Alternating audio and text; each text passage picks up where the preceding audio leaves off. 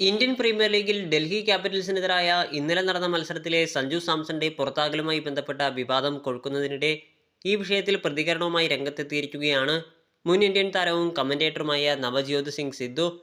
Catch ചെയ്യുന്നതിനിടയിൽ ഫീൽഡറുടെ കാൽ 2 തവണ boundary റോപ്പിൽ തട്ടിയതായും പ്രത്യക്ഷത്തിൽ തന്നെ അതൊരു ബൗണ്ടറി ആയിരുന്നുവെന്നും എന്നാൽ തേർഡ് അമ്പയർ തീരുമാനമെടുക്കുന്നതിന് വേണ്ടത്ര ജാഗ്രത കാണിച്ചില്ലെന്നും നവജ്യോത് സിംഗ് സിദ്ധു പറഞ്ഞു.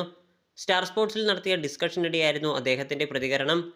മത്സരത്തിന്റെ ഗതി തന്നെ മാറ്റിയ തീരുമാനമായിരുന്നു അത്. മികച്ച ഫോമിൽ കളിക്കുന്ന സഞ്ജു ലക്ഷ്യത്തിന് അടുത്തെത്തിയിരുന്നു. എന്നാൽ സഞ്ജു വീണ ശേഷം ടീം തകരുകയായിരുന്നു. തീർത്തും നിർഭാഗ്യകരമായ കാര്യമായി പോയി എന്നും സിദ്ധു കൂട്ടിച്ചേർത്തു. ഡൽഹി ക്യാപിറ്റൽസിനെതിരായ മത്സരത്തിലെ 15-ാം ഓവറിലാണ് വിവാദത്തിന് ആസ്പദമായ ഈ സംഭവം അരങ്ങേറുന്നത്. 46 പന്തിൽ 8 ഫോറും 6 സിക്സും സഹിതം 86 റൺസുമായി മികച്ച ഫോമിലായിരുന്നു സഞ്ജു. അപ്പോഴാണ് ഈ വിവാദപരമായ സംഭവം അരങ്ങേറുന്നത്.